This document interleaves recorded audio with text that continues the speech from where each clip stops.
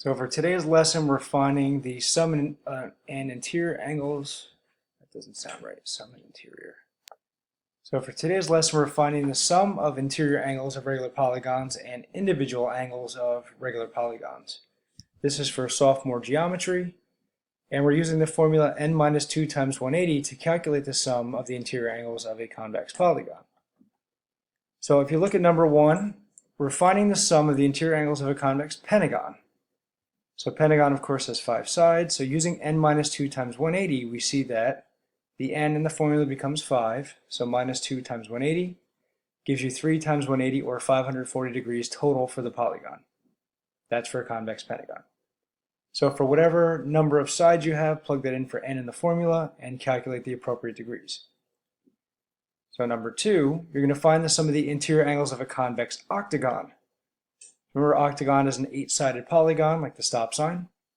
So using n minus 2 times 180, we see that 8 minus 2 times 180, which is also 6 times 180, equals 1080 degrees.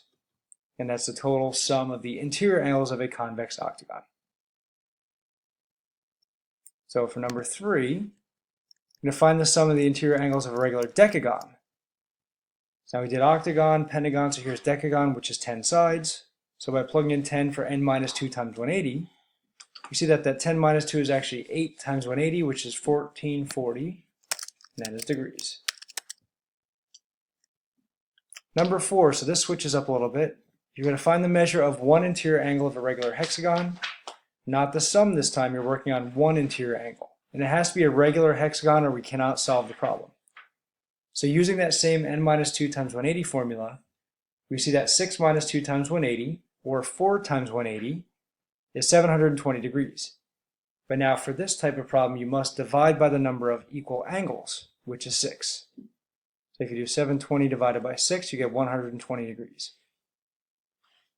And we'll do one more of it. So for number 5, you've got to find the measure of one interior angle of a regular nonagon.